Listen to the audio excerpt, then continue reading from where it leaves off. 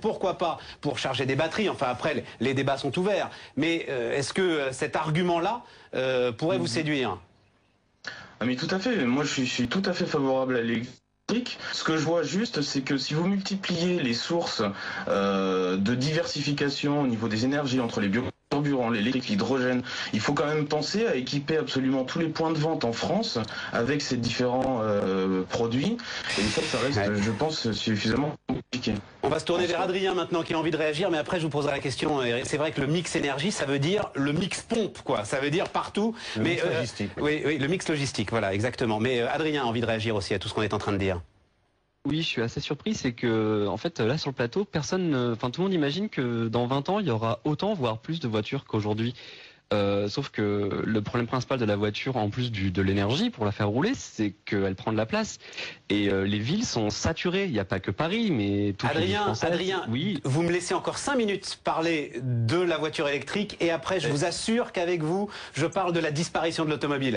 Parce que évidemment, cette question-là doit être posée. C'est-à-dire, l'automobile a-t-elle encore un avenir en tant que telle? Mais juste qu'on parle encore un petit peu des moyens de la faire avancer, Jean-Luc Moreau. Sur l'hydrogène. Déjà, quand même, on parle d'hydrogène, mais c'est une voiture électrique. Hein. Parce qu'en fait, on utilise de l'hydrogène pour alimenter une pile à combustible qui fournit de l'énergie électrique à un moteur électrique. Donc la voiture à hydrogène, c'est au départ une voiture électrique, hein, avec un carburant qui est plus facile à remplir que de l'électricité dans une batterie. Mais quelque part, c'est interdit en France aujourd'hui, hein, l'hydrogène. BMW a des modèles qui fonctionnent, qui sont obligés de faire tourner sur des circuits privés en France. BMW, c'est un autre problème parce qu'ils utilisent l'hydrogène dans un moteur thermique. Or, c'est, on va dire, une solution...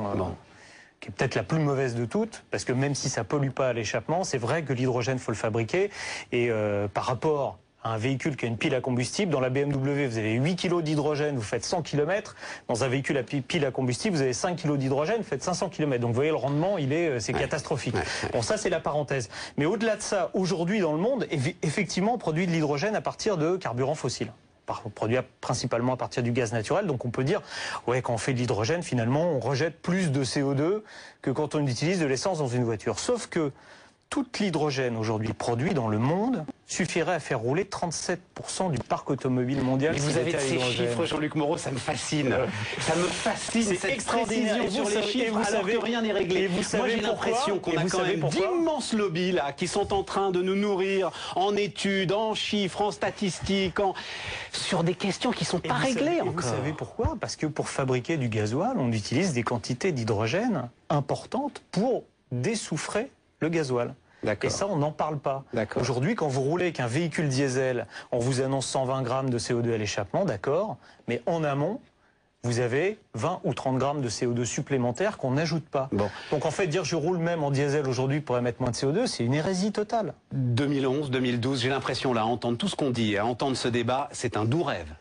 L'idée d'une voiture électrique massivement produite, massivement produite, 2011-2012. C'est pas du tout un rêve. C'est pas du tout un rêve. Il y a des choses qui ont été signées à Détroit en début d'année avec des équipementiers, parce que on a beau discuter, la clé du problème c'est les batteries. La technologie des batteries aujourd'hui, automobile de traction pour les véhicules électriques, existe. Simplement, l'outil industriel n'est pas prêt à produire massivement des batteries. Il va l'être dans les 2 ou 3 années qui viennent. Donc le véhicule électrique, à partir de ce moment-là, va pouvoir se développer, mais de façon importante. Donc c'est pas une utopie de dire qu'il y aura des véhicules électriques. Technologiquement, c'est pas un rêve. Dans les faits, il faut appeler un chat un chat. Excusez-moi. Il faut laisser le temps.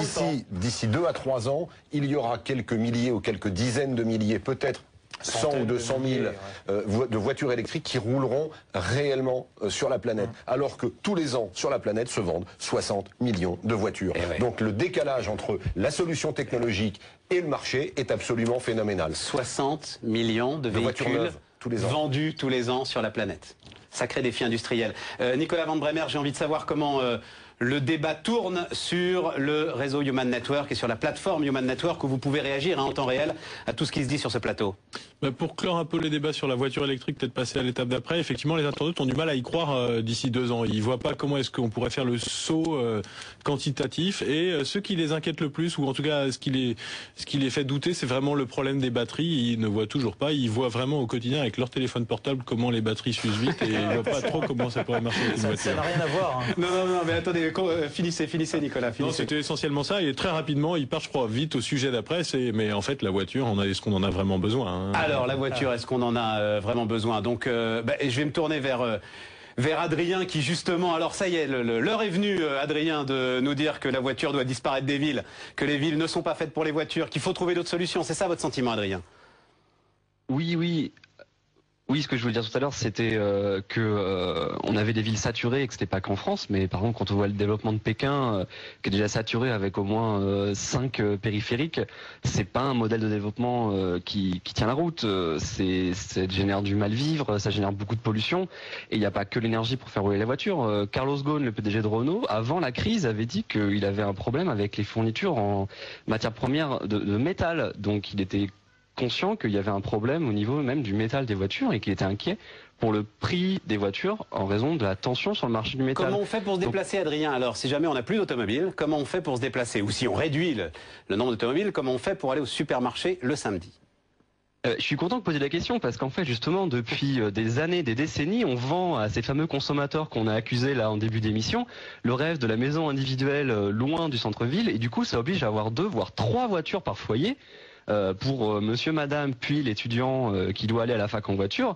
Et donc on a dit que c'était le meilleur mode de vie, et finalement on a explosé les villes, on a enlevé des territoires agricoles, et maintenant on se retrouve coincé avec des millions de gens qui ont besoin de leur voiture, et on ne sait plus comment faire. Donc c'est là qu'on a un problème.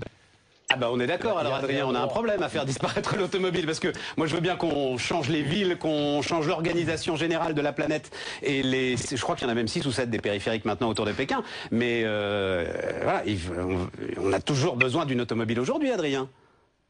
J'ai pas dit que ça allait se faire en 2 semaines, hein. C'est le boulot d'une génération. Éric Saint-Frison, vous voulez réagir? Adrien a raison, c'est le boulot d'une génération, peut-être de 2 ou de 3 d'ailleurs. Ça va, comme l'électrique ou comme l'évolution du moteur thermique a une nouvelle solution, ça ne se fera pas en claquant des doigts. Un matin, on se réveillera en disant tiens, on va changer notre façon de se déplacer en milieu urbain. Mais c'est la naissance de nouveaux outils qui vont aider à changer notre mode de comportement. C'est l'autopartage, c'est des solutions peut-être de covoiturage à structurer, à organiser différemment, qui vont petit à petit amener les gens à se comporter différemment avec leur voiture. Plus illusoire l'autopartage que la voiture électrique. Comme ça marche pourtant à Paris, ça marche à Lyon, à Marseille, dans pas mal de villes de France. Ça marche sur quoi? Ça marche sur quelques centaines de 35 voitures. Ça marche sur quelques centaines de voitures, mais il y a un début de comportement intelligent sur je me sers de ma voiture quand j'en ai besoin. Jean-Luc Moreau disait tout à l'heure quelque chose de très intelligent, et je pense que c'est ça l'avenir. Entre autres. Mais quelque chose de très intelligent, c'est que aujourd'hui on peut imaginer avoir une toute petite voiture en ville pour pas déranger, pour pas polluer, pour pouvoir se garer tout simplement, et puis louer une voiture en fonction de ses besoins, et donc de consommer de la voiture à géométrie variable. Je crois que ce genre de solution, les constructeurs la travaillent depuis des années, ils n'ont pas encore trouvé la recette miracle, mais elle va arriver à maturité parce que les outils sont là. Allez, on va faire réagir nos internautes. Frédéric par exemple, qui a envie de réagir à tout ce qu'on dit en ce moment. Allez-y Frédéric. Alors je pense que les constructeurs, effectivement, finalement, ils ont du mal à se lancer sur ce type d'utilisation parce qu'ils réfléchissent énormément à l'usage de la voiture, sauf qu'ils ne sont pas capables de travailler avec celles et ceux qui sont en mesure de proposer des solutions. Je pense notamment aux opérateurs de transport et aux chercheurs qui, eux, voient les choses de manière plus large. En disant on associe effectivement il faut changer l'utilisation de la voiture, favoriser l'autopartage, le covoiturage, le vélo aussi, mais tous ensemble en complément des transports urbains et interurbains aussi.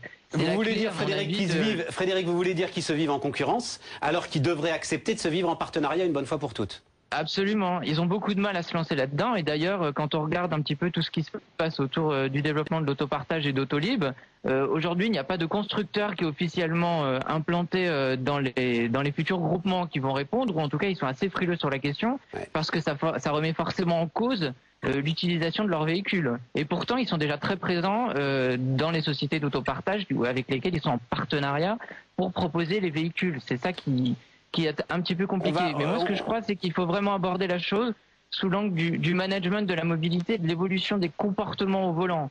C'est la clé de l'évolution de la voiture. Il ne faut pas dire la voiture hors de la ville tout de suite. C'est essayer de voir de quelle manière est-ce qu'on peut proposer aux citoyens, aux gens d'utiliser différemment la voiture pour qu'au final, ils aient envie de se séparer de leur propre bagnole et de considérer. On va aller toute la voir chaîne du des côté de transports Gonzague avec la aussi. voiture. On va aller demander son sentiment à Gonzague sur cette question. Gonzague, comment est-ce que vous réagissez à tout ce qui se dit? Alors c'est intéressant pour avoir grandi en province, donc en dehors de Paris, et puis pour être maintenant sur Paris.